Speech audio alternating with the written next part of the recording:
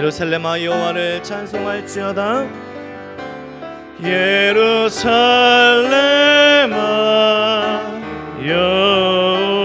여호와를 찬송할지어다. 내 하나님을 감사함으로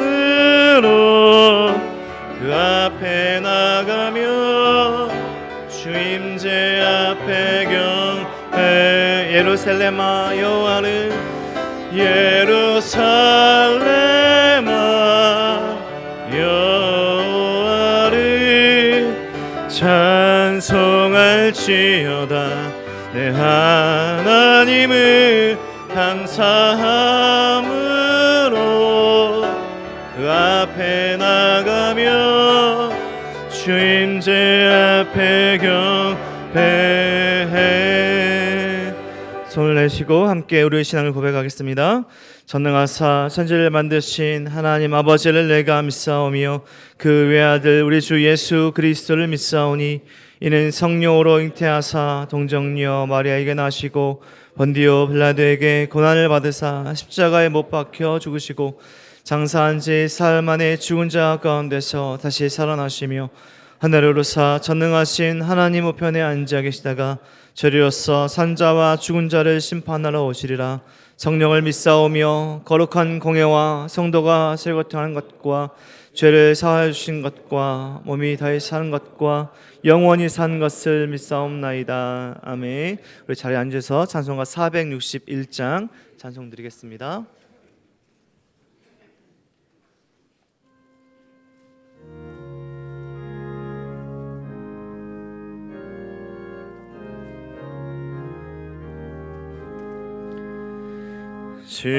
십자가를 칠 수 있나 주가 물어보실 때 죽기까지 따르오리. 성도 대답하였다.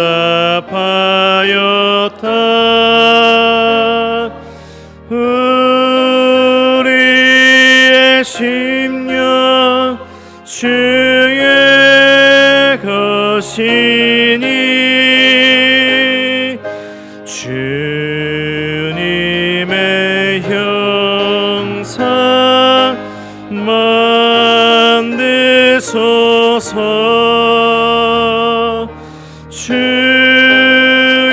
주인도 따라 살아갈 동안 사랑과 충성 늘 바치오리다.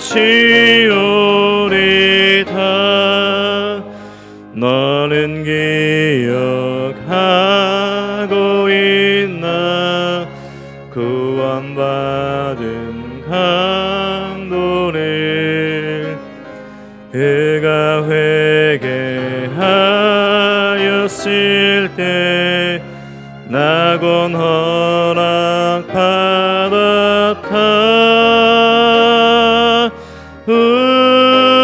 우리의 심령 주의 것이니 주님의 형상 만드소서.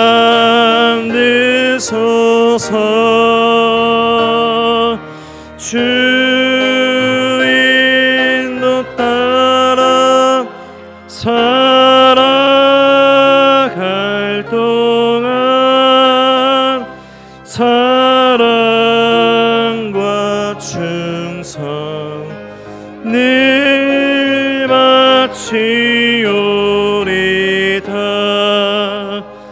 걱정 근심 모든 그늘 너를 둘러 덮을 때 주께 내 영 맡기겠나.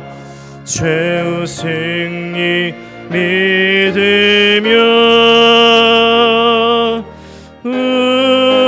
우리의 심령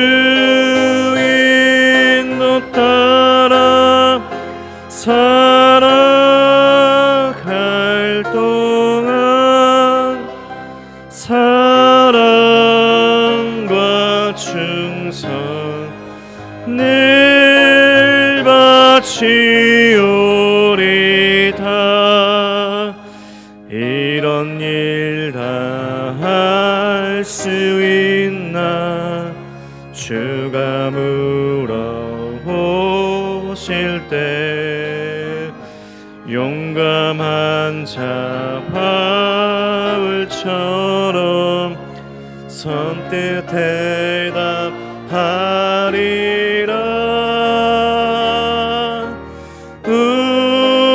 우리의 심령 주의 것이니 주님의 영상 만드소서.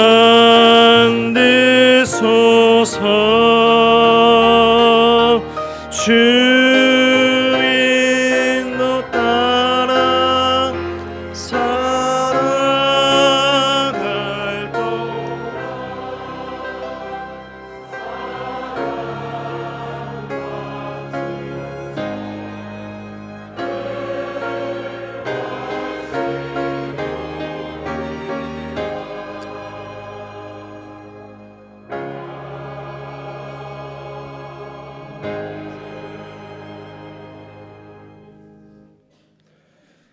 온 우주를 창조하시고 저희를 지으신 하나님, 지난 한 주간도 여러 모양으로 살다가 이렇게 주일의 쉼과 안식을 누리게 하셔서 이 시간에 저희들이 이 자리에 모여 하나님을 간절히 사모하는 심령으로 예배하오니 찬송과 영광을 받아 주시옵소서.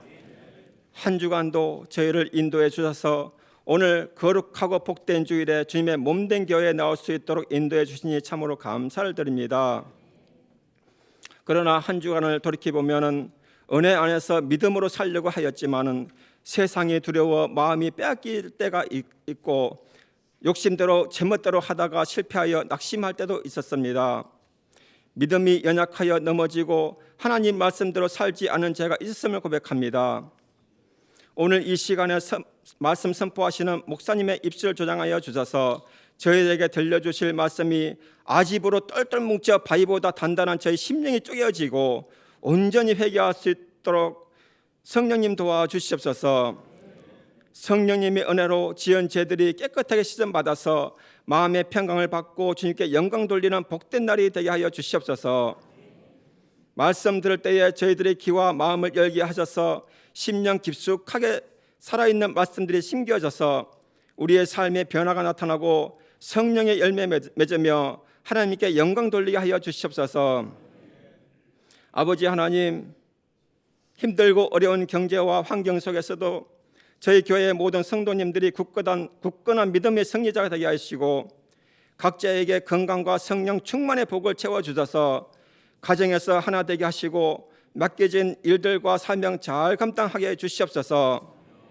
힘들고 어려울수록 더욱 감사하며 하나님께 진솔하고 순수한 마음으로 나아가는 모습으로 성장하여 하나님께서 쓰실 만한 도구와 그릇으로 변화되게 하여 주시옵소서. 그러니까 감사하고 그럼에도 감사하고 그럴수록 감사하고 그것까지 감사하며 모든 것 감사하는 마음이 늘 표현될 수 있도록 성령님 도와주시옵소서. 하나님, 그리고 오늘 이 예배를 위해서 준비한 손길들이 있습니다. 안내자로, 주차로, 청소자로, 식당 봉사로 아이들과 학생들을 돌보는 선생님들과 또 방송실과 악기로 또 찬양대로 예배를 돕는 이 모든 이들을 살펴주시고 그들에게 하나님의 크신 축복을 부어 주시옵소서. 특별히 이번 특별 새벽 기도회를 통하여서 저희들에게 많은 은혜를 주심에 감사를 드립니다. 강사 목사님들의 설교 말씀을 듣고 마음의 감동과 큰 깨우침이 있었습니다. 이 감동이 삶에서 말과 행동으로 나타내도록 기도하며 힘쓰겠습니다. 성령님 도와주시옵소서.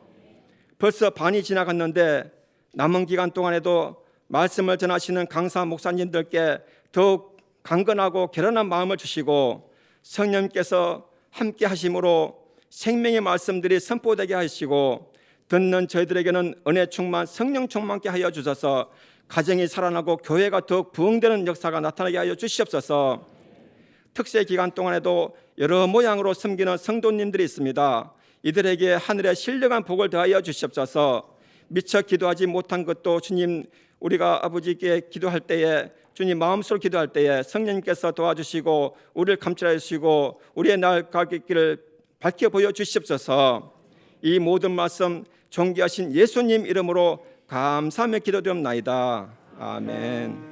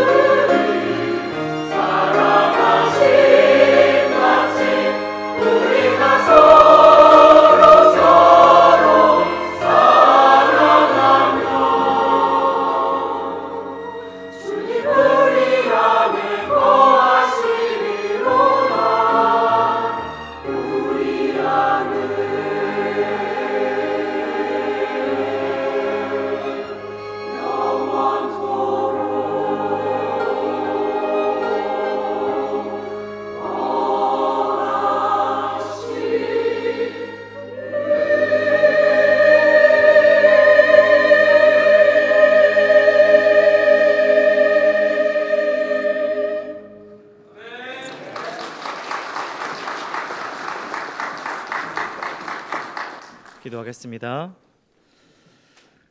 사랑의 하나님 감사합니다. 우리를 사랑하셔서 하나님 자녀 삼아 주시고 하나님의 말씀과 하나님의 은혜로 살아가게 하신 것 너무나 감사합니다. 우리가 살아가는 모든 나날들이 하나님의 은혜와 사랑으로 채워졌음을 보게 하여 주옵소서. 우리가 서로 사랑함으로 하나님의 사랑을 드러내는 사람들이 될 수 있도록 축복하여 주시옵소서. 우리가 가진 모든 것들이 하나님께서 주셨음을 감사하며 하나님께 기쁨으로 드리는 우리의 삶이 될 수 있도록 인도하시고, 우리가 감사하며 드리는 헌금을 기쁘게 받아주시고 드리는 손길마다 하나님의 하나없는 축복과 은혜를 내려 주시옵소서. 감사드리며 예수 그리스도 이름으로 기도드립니다.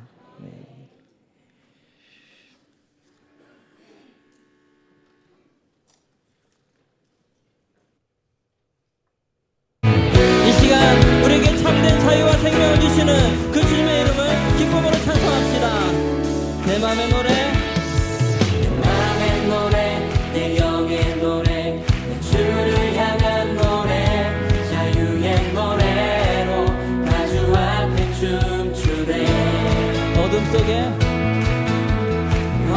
속에 비가 내려도 주 사랑 기뻐하니 자유의 노래로 나 주 앞에 춤추네. 다시 한번 내 맘의 노래, 내 맘의 노래, 내 영의 노래, 내 주를 향한 노래, 자유의 노래로 나 주 앞에 춤추네.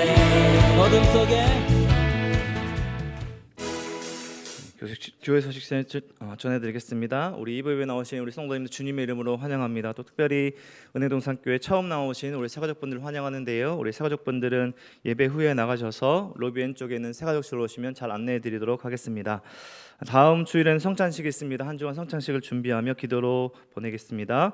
영상에서도 보신 2025년 상반기 특별 새벽 기도회가 은혜 중에 진행 중에 있습니다. 이제 한 주간 남은 특별 새벽 기도회 은혜 시간 되시길 축복하고 또 기쁨으로 참여해 주시면 감사하겠습니다. 특별 새벽 기도회 이렇게 받으신 미션이 있는데요. 일상에서도 특세에서 가족들과 또 사역자분들과 또 동역자분들과 함께 사진을 남겨주시고 보내주시면 선물 받을 수 있는 응모권을 드립니다. 좋은 선물을 또 준비해 놓고 있는데요. 우리 성도님들 적극적으로 참여해 주시면 감사하겠습니다. 그리고 비전홀 2층에 보시면 로비에 응원의 말들을 적어 놓으실 수 있는 벽이 있습니다. 서로에게 응원의 메시지를 남겨주시면 감사하겠습니다. 특별 새벽 기도 기간 동안 수요 엎드림 기도회는 쉽니다. 우리 좌우에 계신 우리 성도님들께 이렇게 한번 축복하겠습니다. 내일 아침에도 만납시다. 우리 성도님 내일 아침에도 또 은혜 얼굴로 만나길 축복합니다. 교구별 척사대회가 진행 중에 있습니다. 어제 1교구 척사대회를 잘 마쳤고요. 2교구, 3교구 척사대회 일정도 주보에 나와 있는 대로 진행됩니다. 양 1, 3단계 신청받고 있습니다. 3월 18일부터 5주간 진행되는 일정입니다. 후원자 수양회가 3월 16일 주일, 내적 치유 수양회가 4월 18일부터 19일에 있습니다. 3월 9일까지 신청받고 있습니다. 마더와이즈 회목표 모집합니다. 3월 16일부터 6주간 진행되는 일정입니다. 선착순 20명 신청받고 있고요. 윤서연 집사님께 문의해 주시기 바랍니다. 새가족부에서 팀원을 모집하고 있습니다. 바나바 또 새가족 지원팀에 함께 하실 분들 모집하고 있습니다. 양육 4단계 수료하신 성도님들 저에게 문의해 주시면 감사하겠습니다. 늘 푸른 학교 2025년 1학기 모집합니다. 70세 이상 누구나 참여 가능하신데요. 3월 9일 주일 오전 10시 30분부터 시작합니다. 교육국 주일학교 신입교사 교육이 있습니다. 오늘 오후 12시 40분에 초등 1부실에서 있습니다. 모든 신입교사 선생님들 함께해 주시면 감사하겠습니다. 제1권사의 원래가 3월 2일 다음 주일에 있습니다. 시니어 권사의 원래에도 다음 주일에 있다고 합니다. 2025년 입학예배 운동교 3월 4일 오전 10시 30분에 있습니다.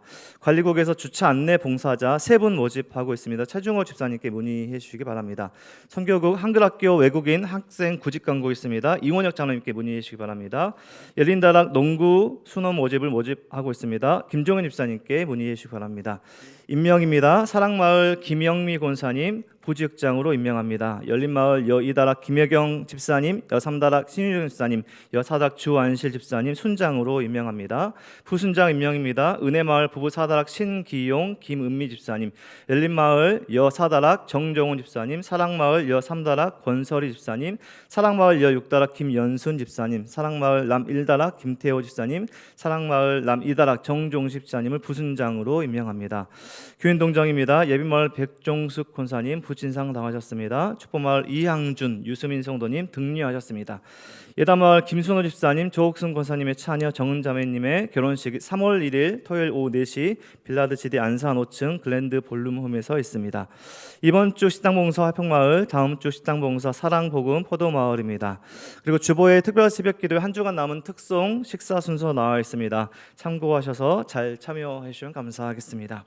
그럼 오늘 주신 하나님의 말씀 우리 함께 찾도록 하겠습니다. 오늘 주신 말씀 사도행전 21장 27절에서 22장 29절까지 말씀입니다.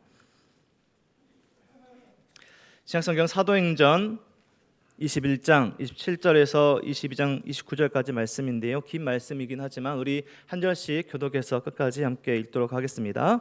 교독하시겠습니다. 그 이래가 거의 참에 아시아로부터 온 유대인들이 성전에서 바울을 보고 모든 무리를 충동하여 그를 붙들고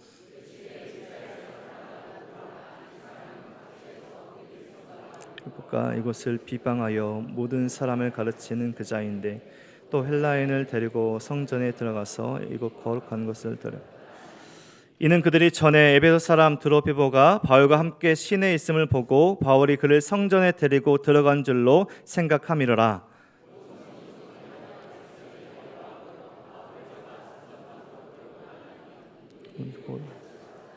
그들이 죽이려 할 때에 온 예루살렘이 요란하다는 소문이 군대의 천부장에게 들리매 그들이 천부장과 군인들을 보고 바울을 이에 천부장이 가까이 가서 바울을 잡아 두 쇠사슬로 결박하라 명하고 그가 누구이며 그가 무슨 일을 하였느냐 물으니 소리치거늘 천부장이 소동으로 말미암아 진상을 알 수 없어 그를 영내로 데려가라 명하니라. 바울이 층대에 이를 때에 무리의 폭행으로 말미암아 군사들에게 들려가니 백성의 무리가 그를 없애자. 바울을 데리고 영내로 들어가려 할 그때에 바울이 천부장에게 이르되 내가 당신에게 말할 수 있느냐 이르되 내가 할라 말을 아느냐.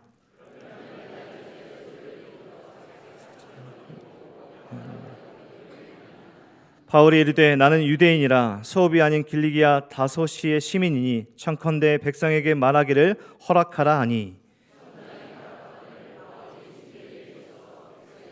하여 매우 조용히 한 후에 히브리 말로 부형들아 내가 지금 여러분 앞에서 변명하는 말을 들으라.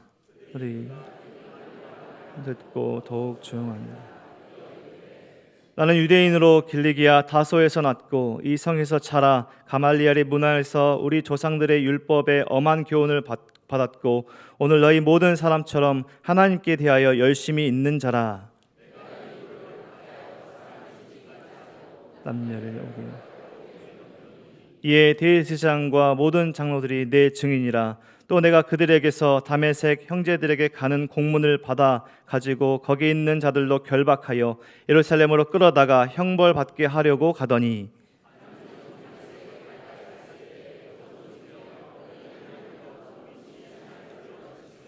내가 땅에 엎드려져 들으니 소리가 있어 이르되 사울아 사울아 내가 왜 나를 박해하느냐 하시거늘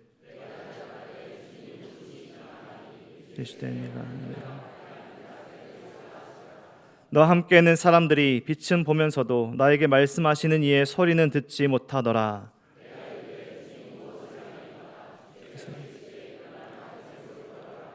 내가 해야 할 모든 것을 거기서 누가 이르랴. 나는 그 빛의 광채로 말미암아 볼 수 없게 되었으므로 나 함께 있는 사람들의 손에 끌려 다메섹에 들어갔노라. 사람으로 거기 있는 유대인 아나니아는 내게 와 곁에 서서 말하되 형제 사울아 다시 보라 하거늘 즉시 그를 쳐다보았노라. 서로 하여금 제 뜻을 알게 하시며 그 의인을 보게 하시고 그 입에서 나오는 음성을 듣게 하셨으니 내가 그를 위하여 모든 사람 앞에서 내가 보고 들은 것의 증인이 되리라.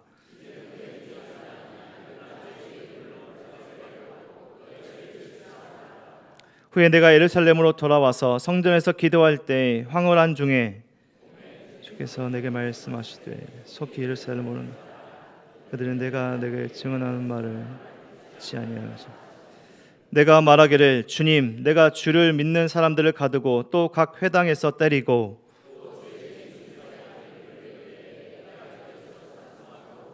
죽이는 사람들의 것을 지킨 줄 그들도 아네. 나더러 또 이르시되 떠나가라 내가 너를 멀리 이방인에게로 보내리라 하셨느니라. 듣다가 소리질러 이르되 이런 자는 세상에서 없애버리자 살릴 자가 아니라 떠들며 옷을 벗어 던지고 티끌을 공중에 날리니 천부장이 그들이 무슨 일로 그에게 대하여 떠드는지 알고자 하여 채찍질하며 신문하라 한대 가죽줄로 바울을 매니 바울이 곁에 서 있는 백부장들을 이르되 너희가 로마 시민된 자를 죄도 정하지 아니하고 채찍질할 수 있느냐 하니 어찌 않으냐 이는 로마 시민이라 하니 천부장이 와서 바울에게 말하되 내가 로마 시민이냐 내게 말하라 이르되 그러하다. 난 돈을 내드려 신고 넣으니 함께 읽겠습니다. 신문하려던 사람들이 곧 그에게서 물러가고 천부장도 그가 로마 시민인 줄 알고 또 결박한 때문에 두려워하니라. 아멘. 목사님 나오셔서 닫힌 문을 여시는 주님이란 제목으로 말씀 전해주시겠습니다.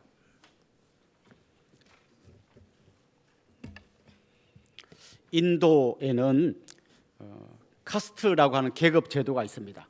크게 4가지 계급이 있는데 이 계급 사람들 안에도 못 드는 저 밑에 불가촉 천민이라고 하는 아주 가난하고 사람들이 아예 말도 안 거는 그런 사람들도 있습니다. 이 계급 제도가 사실 인도 법으로는 금지되어 있다고 하는데 법으로는 금지됐다고 하지만 아직도 여전히 지켜지고 있고 특별히 시골에 가면 굉장히 엄격하게 지킨다고 합니다. 이 카스트 제도에 의하면 같은 계급끼리만 결혼을 할 수 있고 그 밑에 뭐 하층민이나 이런 사람하고 결혼하면 큰일 납니다. 그런데 최근에 제가 한 뉴스에 보니까 하층민하고 결혼한 자기 누이를 자기 가족들 4명이 죽인 이야기. 자기 누이와 그 남편을 불가촉 천민과 결혼해서 우리 집안의 명예를 떨어뜨렸다. 이런 이유로 죽였다. 그런 뉴스가 이전에 한 번 나왔는데 그 사람들에 대해서 사형이 결정됐다. 이런 이야기를 얼마 전에 한번 뉴스에서 들어보았습니다. 그들 안에는 철저한 어떤 성이 쌓여 있는 거죠. 자기들의 이 성 안에는 절대 다른 사람이 못 들어오게 하는 우리 계급 안에는 하층민이 들어오면 안 된다. 이런 굉장히 강한 그들만의 견고한 벽이 쌓여 있고 성이 쌓아져 있는 거죠. 우리나라는 어떤 것 같습니까? 그 정도는 아니지만 우리나라에도 그들끼리만 통하는 어떤 것들이 있습니다. 예를 들면 재벌들은 주로 재벌들끼리 결혼합니다. 얼마 전에 또 한 신문의 뉴스에 보니까 강남에 있는 40억대 아파트에 사는 사람들끼리 맞선을 보는 행사를 했다고 그래요. 그 사람들끼리 맞선 보고 그들끼리 결혼하겠다는 거죠. 제가 계산해 보니까 우리 동네 아파트의 한 10배 정도 되더라고요.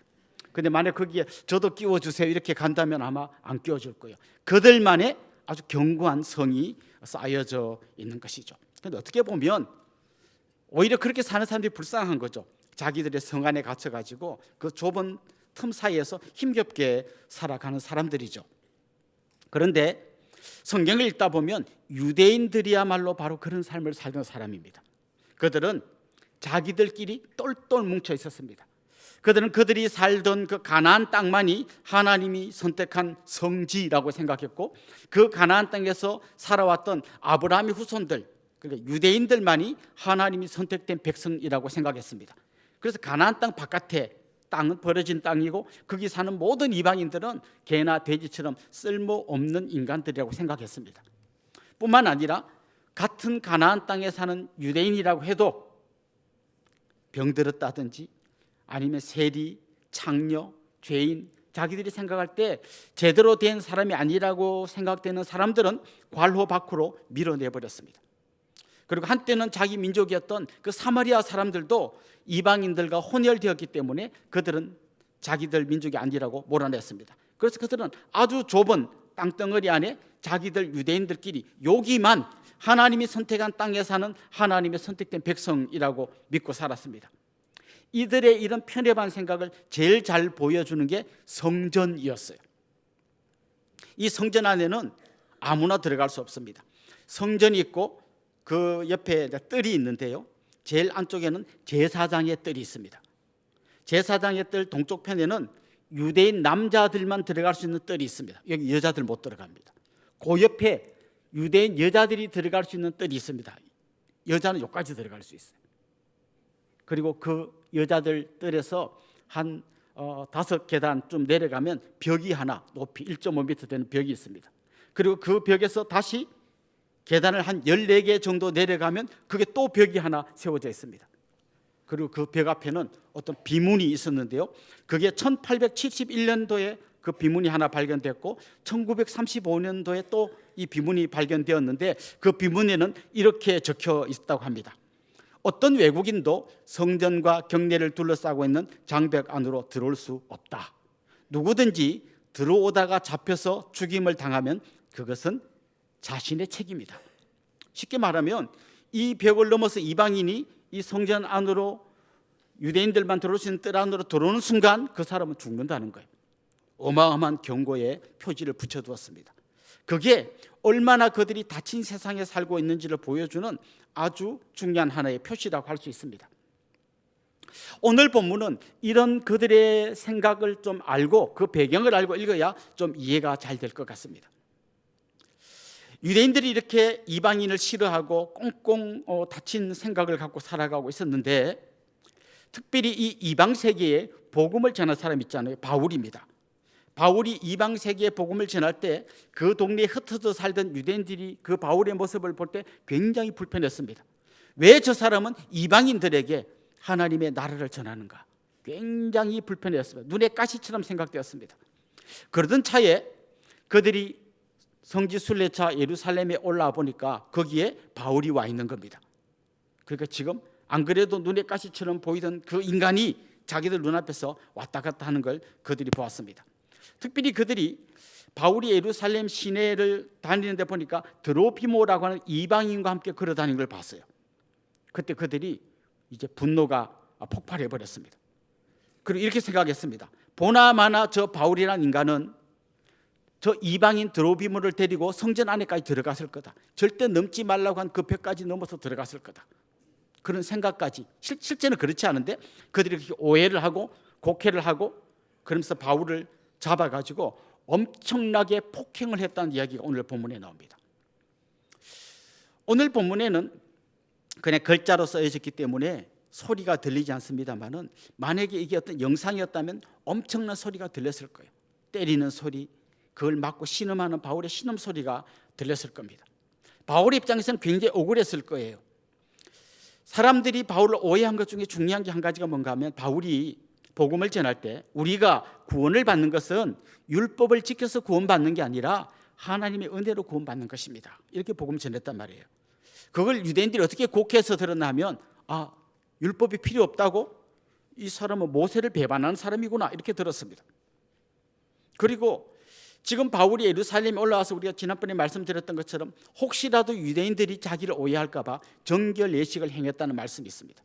그리고 나시린 서문을 하던 사람들의 비용을 대면서 이 사람도 율법에 관해서 폐기론자가 아니라 율법을 지키는 것에 대해서는 반대하지 않는 사람이라는 것을 좀 보여주려고 했습니다. 그런데 정결 예식이 끝나는 그날 바울이 애쓴 거는 흔적도 없이 사라지고, 이 사람은 율법 폐기론자고 모세를 배반한 자고 성전에 이방인을 데리고 간 나쁜 놈이라고 하는 누명을 덮어씌워서 그를 때리고 폭행했던 거죠. 폭행한 다음에 어떤 일이 일어났는지를 오늘 본문 21장 30절에 이렇게 기록되어져 있습니다. 온 성이 소동하여 백성이 달려와 모여 바울을 잡아 성전 밖으로 끌고 나가니, 그 다음 뭐라 그랬습니까? 문들이 곧 닫히더라. 이것도 여러분이 상상의 날개를 펴서 영상이라고 생각해 보십시오. 마치 옛날에 우리 사극에 보면 웬 거지가 부잣집에 막 와서 밥 좀 주세요 할 때 그 집을 지키던 누군가가 나와가지고 거지를 발로 뻥 걷어차고 그 다음에 문을 꽝 닫는 것처럼 지금 그런 장면이 펼쳐지고 있는 거죠. 바울이 지금 폭행을 당하고 밖으로 끌려나가고 그 다음 문이 꽝 하고 닫히는 거죠. 사실 이건 좀 중의적인 표현이라고 생각해요. 실제로 바울이 끌려나가고 성전문이 꽝 닫힌 것이기도 하지만 얼마나 이들이 하나님의 성전이라는 이름으로 문을 꽁꽁 닫고 있는지를 보여주는 한 장면인 거죠. 바울은 이방인도 아닙니다. 유대인입니다. 그런데도 이방인에게 복음을 전했다는 이유로 이 정도 쫓아내고 문을 꽝 닫을 정도면 이방인에 대해서는 얼마나 문을 심각하게 닫고 있는지를 오늘 본문이 생생하게 보여주는 거죠. 이게 유대인들의 삶입니다. 자기들만의 성을 쌓고 견고하게 문을 닫고 아무도 그 안에 못 들어오게 하는 그들의 삶이 그 당시에 유대인들의 삶이었던 거죠. 그런데 이들의 이런 굳게 닫힌 문에 균열을 내신 분이 있습니다. 바로 예수님이십니다. 예수님이 땅에 오셔서 한 사역을 보십시오. 그들이 과로 밖으로 몰아냈던 사람들, 세리가 어떤 사람입니까? 로마의 앞잡이, 로마에 빌붙어서 유대인들의 피 같은 돈을 짜내가는 이 세리들은 유대인들은 인간이라고 생각하지 않았습니다. 쓰레기라고 생각했습니다. 그리고 창녀, 죄인. 예수님은 이 세리들을 만나서 세리의 친구가 되어 주셨습니다. 창녀들을 만나서 그들을 거룩한 하나님의 딸로 변화시켰습니다. 그리고 나병 환자들, 행이라도 전염될까 봐 성 밖에 내쳤던 그 사람들의 피 묻은 그리고 고름 묻은 몸에 손을 대시고 그들을 치료해 주셨습니다. 주님은 사람들이 버린 사람, 몰아낸 사람, 자기들의 굳게 닫힌 문 안으로 절대 못 들어오게 만든 그 사람들을 찾아다니면서 그들을 만나주시고 그들을 하나님의 자녀로 불러주셨습니다. 이게 우리 주님이 하신 일이에요. 그리고 주님이 떠나가실 때 마지막으로 남긴 말들을 잘 들여다보면 그게 우리가 볼 때는 하도 많이 들어서 좋은 말씀인가 보다 하지만 이스라엘 유대인들이 들을 때는 정말 분노가 치밀어 오르는 그런 말씀을 주님이 마지막으로 남기셨어요. 우리가 잘 아는 사도행전 1장 8절 여러분 아시죠? 오직 성령이 너희에게 임하시면 너희가 권능을 받고 그 다음 빨간 글자로 된 거 한번 읽어볼까요? 예루살렘과 온 유대와 사마리아와 땅끝까지 이르러 내 증인이 되리라 하시니라. 자, 지금 유대인들은 예루살렘과 온 유대, 요 가나안 땅까지가 하나님의 땅이라고 생각했는데 예수님이 뭐라 그럽니까? 이걸 넘어서 사마리아와 땅끝까지, 온 세상 끝까지, 저 로마에도 스페인에도, 그리고 그때는 잘 몰랐겠지만 이 한국 땅까지 복음이 전해져야 한다고 예수님이 말씀하신 거예요. 그들이 여기까지만 하나님의 땅이라고 생각했는데 예수님이 마지막으로 말씀하시는 거죠. 이 땅을 넘어서 땅끝까지 이르러 내 증인이 되리라 라고 말씀하신 거죠. 그리고 우리가 지상명령이라고 부르는 마태복음 28장 19절 20절에 보면 이런 말씀이 나옵니다. 그러므로 가서 너희는 가서 그 다음 뭐라 그랬습니까? 모든 민족을 제자로 삼아, 모든 민족을 제자로 삼아. 유대인뿐만 아니라 모든 민족, 헬라인이나 로마인이나 뭐 어떤 이방인이라도 그 사람들을 제자로 삼아서 그들에게 복음 전하라고 말씀하셨습니다. 그러니까 그들이 굳게 닫고 있던 문, 그들이 설정했던 한계, 그걸 주님이 깨트려 버리신 거죠. 지금 바울은 그 주님을 전하고 있는 겁니다. 자, 오늘 본문 보십시오. 바울은 그렇게 유대인의 오해를 받아서 붙들렸습니다. 엄청 얻어맞았죠. 오늘 본문은 그냥 사람들이 때린 것만 이야기하지만 만약 영상으로 본다면 바울의 몰골은 볼 수 없었을 거예요. 막 먼지를 뒤집어 쓰고 온통 눈탱이가 밤탱이가 되고 그냥 옷은 찢겨지고 그냥 너덜너덜해진 상태가 됐을 겁니다. 그렇게 막 위험한 순간에 천부장이 와가지고 그를 이제 잡아 끌고 갑니다. 천부장 덕에 안 맞아 죽고 사는 거죠. 그리고 천부장하고 이런저런 말로 대화를 나누면서 바울이 하나 물어봅니다. 내가 지금 나를 때리고 나를 죽이려고 하는 이 사람들에게 좀 뭔가 변명해도 되겠느냐? 한번 말해보라. 그때 바울이 유창한 히브리어로 그 사람들이 다 알아들을 수 있는 아마 아람어였을 것 같아요. 그 유창한 말로 자기가 왜 이렇게 복음을 전하는지를 설명하는 게 오늘 본문에 나옵니다. 그는 먼저 그들에게 이렇게 말합니다. 부형들이여, 저희 아버지와 형님 같은 여러분들, 다시 말하면 그는 나는 당신들과 피가 섞이지 않은 이방인이 아니라 당신들이 바로 나의 아버지고 형님인 것처럼 저도 유대인입니다. 이걸 이야기한 거죠. 그리고 저는 유대인들이 존경에 맞지 않는 바리새인의 훌륭한 스승이었던 가말리엘의 제자입니다. 뿐만 아니라 저는 예수 믿는 사람들을 핍박하고 극도로 싫어하는 사람입니다. 그런 이야기를 이전에 자기가 어떤 사람이었는지를 이야기했습니다. 그리고 그랬던 그가 왜 이렇게 이방인에게 복음을 전하는 사람으로 바뀌었는지를 설명합니다. 그 설명하는 한 복판에 어떤 이야기가 담겨 있습니까? 바로 다메섹 도상에서 예수님을 만난 이 이야기가 담겨져 있습니다. 이 다메섹에서 그가 예수님을 만난 이 이야기 안에는 자기 자신을 향한 놀라운 주님의 은혜가 있지만 이 사건을 통해서 예수님이 어떤 메시지를 던지고 있는지를 그가 이야기하고 있는 거죠. 그는 이런 걸 먼저 말합니다. 주님의 죽으심과 부활이 닫힌 문을 열어주셨다. 이걸 이야기합니다. 사실 이전에 바울이 예수님을 정말 싫어하고 안 믿으려고 했던 가장 중요한 이유가 뭔가 하면 십자가예요. 평소에도 예수님이 나병 환자에게 복음을 전하고 세리와 창녀들하고 친구가 되어주시고 그게 굉장히 볼썽사나웠고 마음에 안 들었어요. 어디서 저 근본도 없는 나사렛 촌놈이 돌아다니면서 이상한 짓을 하는구나, 저 사기꾼 같은 놈, 이렇게 봤죠. 그러다가 예수님이 십자가에 딱 달려 죽으시니까 그거 봐라, 하나님의 아들이라고 떠들던 저 인간이 아무 힘도 못 쓰고 십자가에 달려 죽었잖아. 그러니까 더 볼 것도 없이 예수는 엉터리고, 그런 예수를 따라가면서 예수가 부활했다고 말하는 이런 예수 믿는 인간들은 다 바보 멍텅구리고, 이런 인간들을 싹 쓸어버려야 진짜 하나님 나라에 공의가 설 거라고 그는 생각했어요. 그래서 예수 믿는 사람을 잡아주려고 그렇게 애를 썼던 겁니다. 그랬던 그가 다메섹으로 가다가 자기를 찾아오신 예수님을 만났습니다. 그 영광의 빛을 보게 되었고 그가 눈을 뜰 수 없을 만큼 강력한 빛 앞에서 엎드러졌을 때 그가 상상도 못했던 목소리를 들었습니다. 왜 나를 핍박하느냐? 누구십니까? 나는 네가 핍박하는 예수다. 그때 그의 머릿속에 지진이 일어났습니다. 분명히 십자가에서 아무 힘도 못 쓰고 죽었는데 그를 믿는 사람들이 떠들고 다니던 것처럼 진짜 예수가 부활했구나, 자기가 절대 부활 안 했다고 생각한 그 예수가 살아서 자기 앞에 나타난 겁니다. 그리고 그를 만나 주신 겁니다. 그리고 그가 나중에 진짜 깨달은 게 뭡니까? 예수가 십자가에 달려 죽은 건 힘이 없어 죽은 게 아니라 바로 자기 같은 죄인 중에 괴수를 위해서 죽었다는 사실을 그가 깨달은 것이죠. 그리고 그렇게 깨달은 걸로 끝난 게 아니라 그 예수님이 다시 부활해서 자기를 찾아왔다는 것은 자기가 아무리 율법을 지켜도 해결하지 못했던 죄와 죽음을 예수님이 박살내시고 이제는 승리자가 되셔서 자기를 찾아왔다는 거예요. 그가 왜 이렇게 변화되었느냐? 한마디로 말하면 예수님의 십자가의 죽으심과 부활 때문이라는 것을 그가 이야기한 것입니다. 저는 이 말씀 앞에서 우리가 한번 자신을 돌아보면 좋겠습니다. 여러분에게 예수님의 십자가와 부활은 어떤 의미를 가지고 있습니까? 성경책 속에 나오는 이야기입니까? 하도 많이 들어서 그냥 세뇌당한 것처럼 그런 것 같다고 생각하는 그런 이야기입니까? 바울은 그게 그냥 알고 있는 한 이야기가 아니라 자기의 인생의 균열을 만든, 자기의 생각과 세계관을 완전히 뒤집어버린 놀라운 사건임을 고백하고 있습니다. 저는 십자가와 부활이 여러분의 머릿속에 들은 지식이 아니라 여러분의 가슴에 불을 붙이고 여러분의 삶을 완전히 뒤집어 놓는 능력의 말씀임을 믿으시기 바랍니다.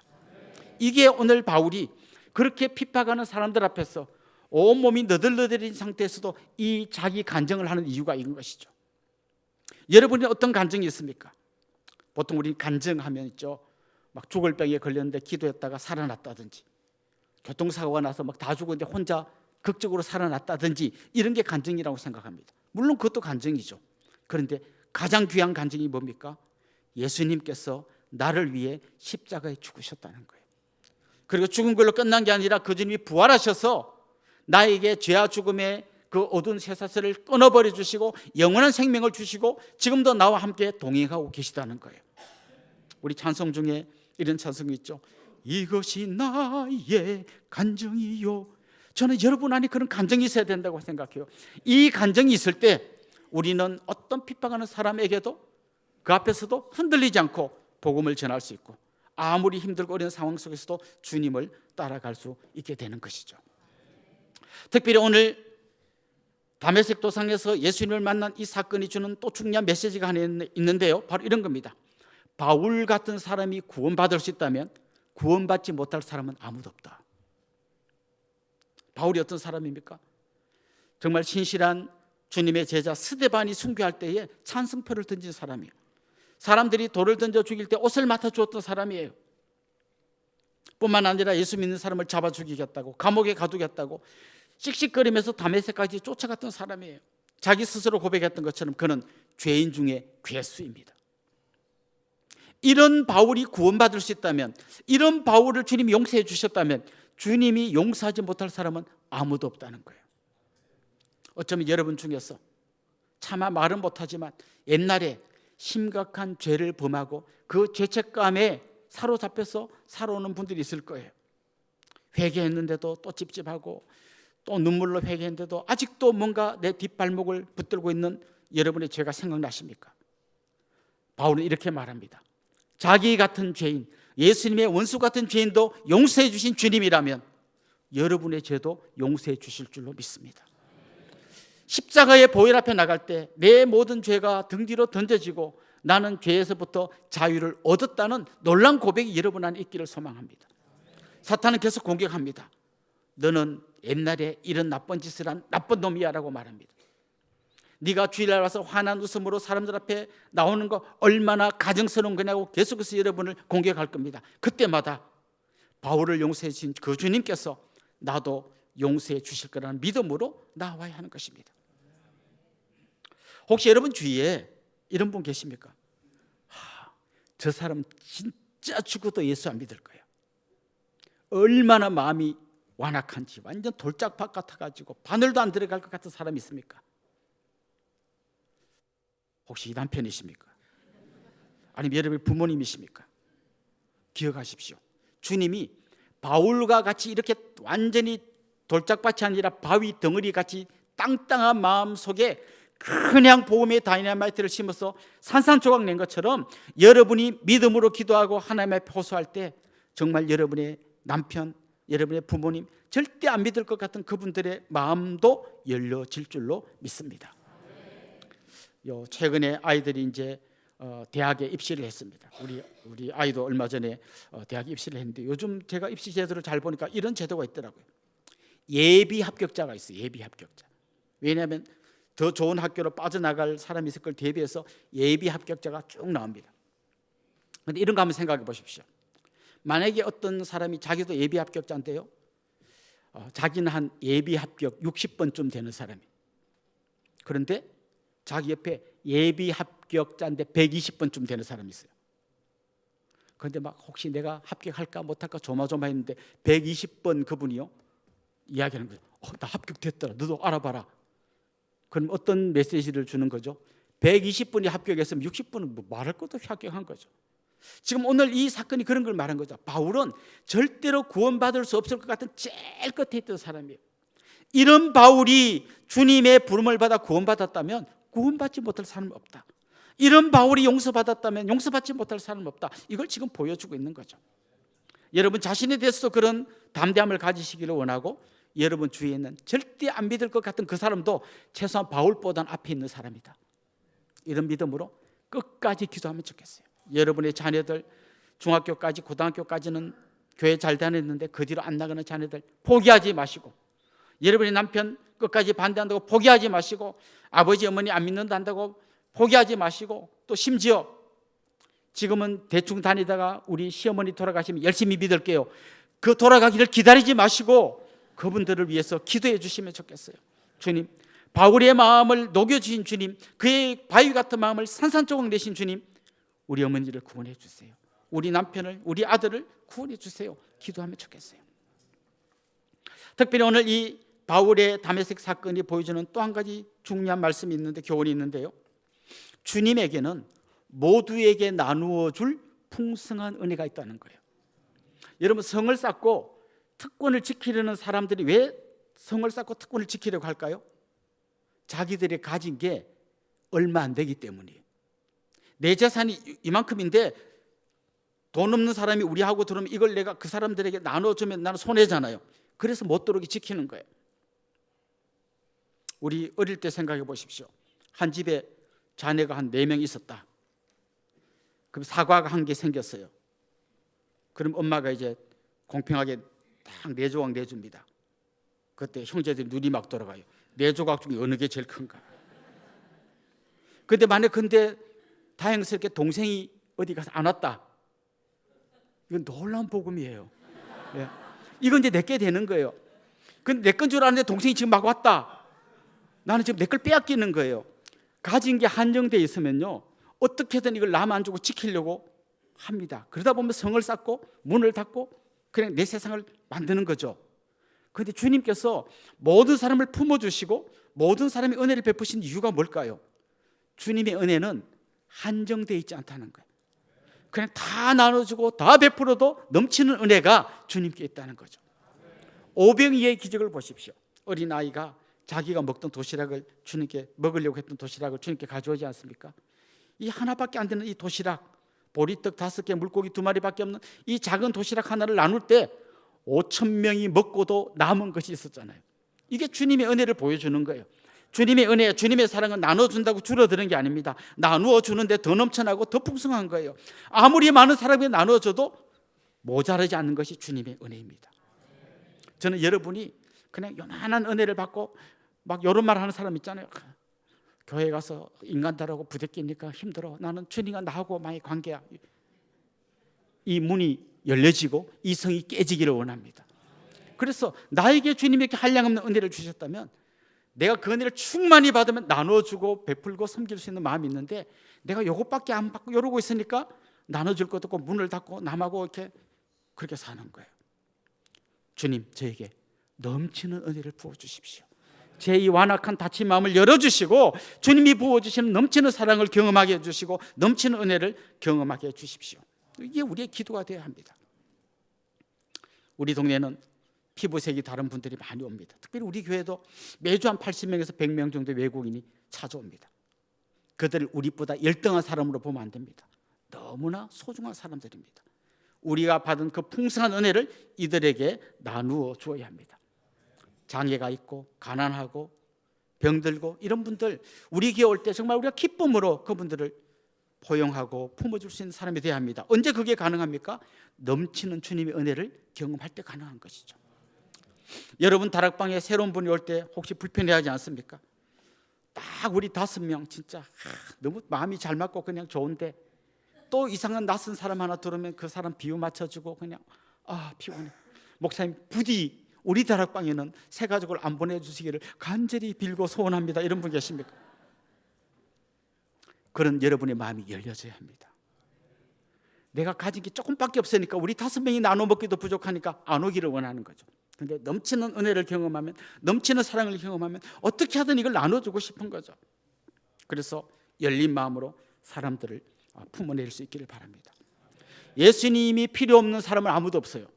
모두에게 주님이 필요합니다. 모두가 주님을 만나야 합니다. 그렇게 우리는 나아가서 한 사람에게라도 복음을 전하고 열린 마음으로 품어내야 합니다. 한 가지 규칙이 있습니다.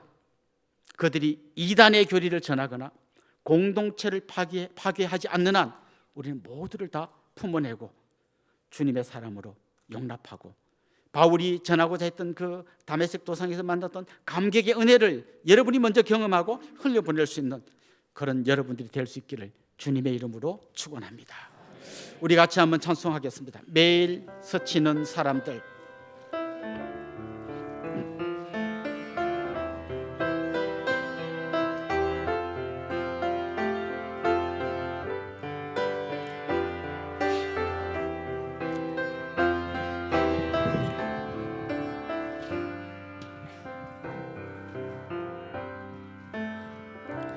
매일 스치는 사람들 내게 무엇 원하나 공허한 그 눈빛은 무엇으로 채우나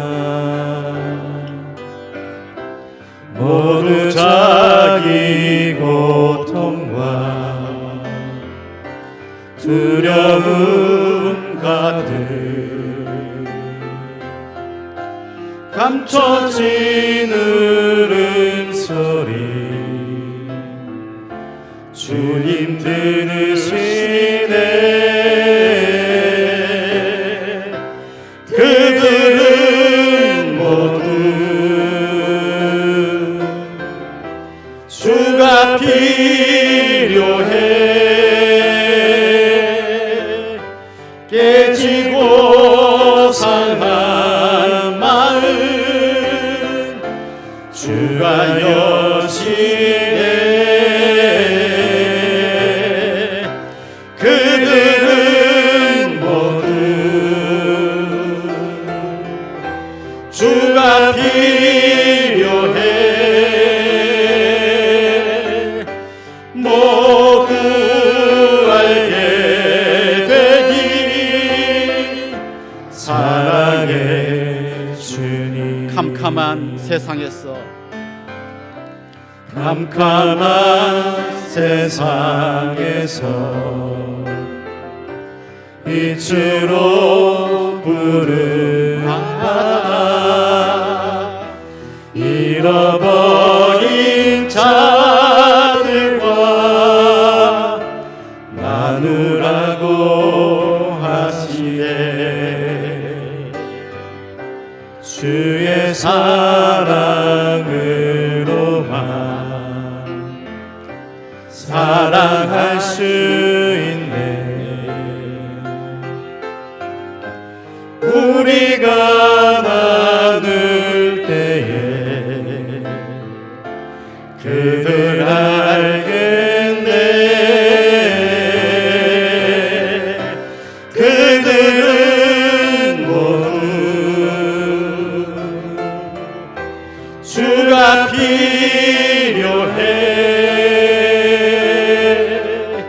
깨지고 상한 마음 주가 여시네. 그들은 모두 주가 필요해. 모두 알게 되니 사랑의 주님. 우리 말씀을 생각하면서 같이 기도합시다. 주님은 닫혀있던 문을 활짝 여시고 모든 사람을 향해서 두 팔을 벌리고 있는데 우리의 좁은 생각으로 마음의 문을 닫고 다른 사람을 밀어내고 있지는 않습니까? 주님께 기도합시다. 주님, 먼저 제 마음 문을 열어주십시오. 주님의 그 풍성한 은혜, 넘치는 사랑을 경험하게 해주십시오. 그리고 주님의 마음으로 다른 사람을 보게 해주십시오. 그런 마음으로 기도하면 좋겠습니다. 특별히 여러분 주위에 다친 마음으로 주님을 거부하면서 버티고 있는 분들을 위해서 기도합시다. 주님, 저들의 마음 문도 열어주십시오. 성령의 능력으로 저들을 감동시켜 주시고 저들의 마음을 녹여주십시오. 우리 이런 제목으로 한번 합심해서 통성으로 기도하겠습니다. 하나님 아버지, 우리 주님께서 닫혀져 있던 문들을 열어주시고 이렇게 놀라운 은혜로 역사해 주심을 감사합니다. 주님 기도합니다. 사랑하는 주님의 백성들 그 마음의 문을 열어주시옵소서. 하나님 아버지, 먼저 우리의 마음을 열어주시기를 원합니다. 넘치는 주님의 은혜, 넘치는 주의 사랑을 경험하게 하여 주소서. 하나님, 정말 우리가 마음문을 닫고 밀어내었던 수많은 사람들을 품어낼 수 있는 저희들이 되게 하여 주옵소서. 특별히 기도합니다. 하나님, 정말 바위 같은 마음으로 주님을 거부하고 주님 앞으로 나오지 않고 있는 우리 가족들, 우리 남편, 아내, 친구, 부모님, 자녀들 위해서 기도하는 간절한 눈물의 기도 응답하여 주옵소서. 하나님, 사람의 마음은 알 수 없으되 하나님께는 능치 못한 일이 없는 줄로 믿사오니 저들의 마음의 문을 열어주시고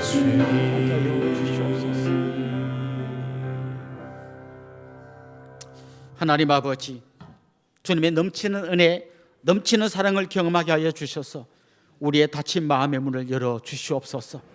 뿐만 아니라 우리 주위에서 끝까지 버티고 바위 같은 마음으로 하나님 앞에 나오지 않고 있는 우리 가족들, 부모님, 자녀들, 남편, 아내, 친구들, 이웃들, 주님 그들의 마음 문을 열어 주십시오. 우리가 전하는 작은 소식이 저들의 인생을 변화시키는 놀라운 역사가 있게 하여 주옵소서. 예수님의 이름으로 기도드리옵나이다. 아멘.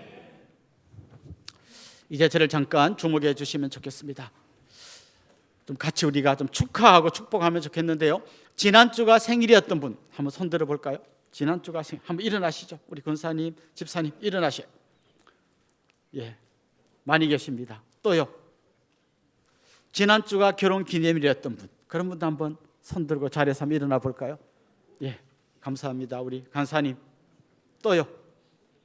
혹시 오늘 우리 교회 처음 오신 분, 등록하기를 원하는 분, 그런 분도 같이 환영하면 좋겠습니다. 용기를 내서 한번 일어나 보실까요? 네, 저 뒤에 계십니다. 감사합니다. 우리 이분들 주님의 이름으로 환영하고 축복하도록 하겠습니다. 아주 먼 옛날.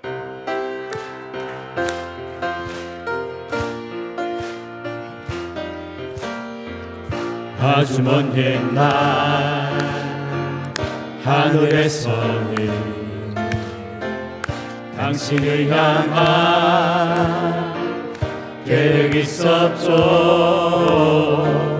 하나님께서 바라보시고 좋았더라고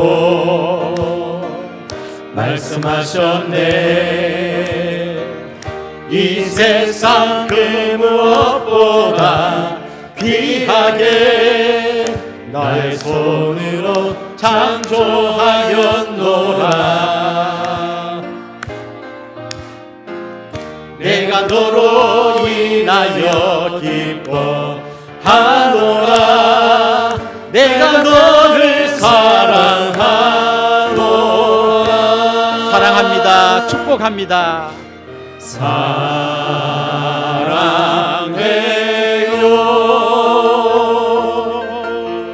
축복해요.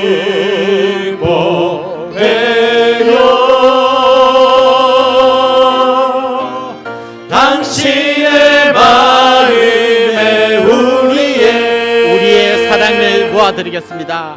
사랑을 드려요. 사랑합니다. 축복합니다. 우리 옆에 있는 분들, 앞뒤 있는 분들과 다 한번 인사합시다. 주님의 이름으로 사랑하고 축복합니다. 예.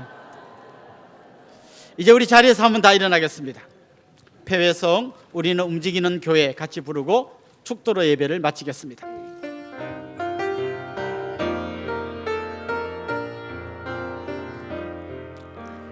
우리를 택하여 빛으로 살게 하신 그 은혜 놀라운 이끄심 따라 내가 일어섭니다.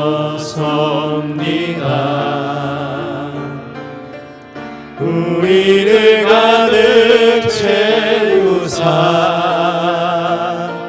의롭게 하신 주 사랑 그 완전하신 열심으로 내가 나아갑니다. 우리는 주의 움직이는 교회 하나님 기뻐하신 향기 되리 고배가 되신 주만 자랑하리 부르신 곳에서 오직 주님만 예배하리. 우리 주 예수 그리스도의 은혜와 하나님 우리 아버지의 극진하신 사랑과 성령님의 감화, 감동, 위로, 교통, 충만하심이 사랑하는 주님의 백성들과 그 가정 위에 이제로부터 영원토록 함께 있을지어다. 아멘.